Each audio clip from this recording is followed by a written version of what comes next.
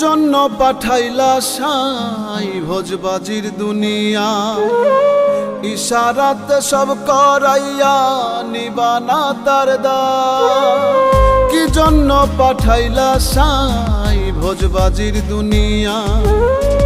ইশারাতে সব করাইয়া নিবানা তার দা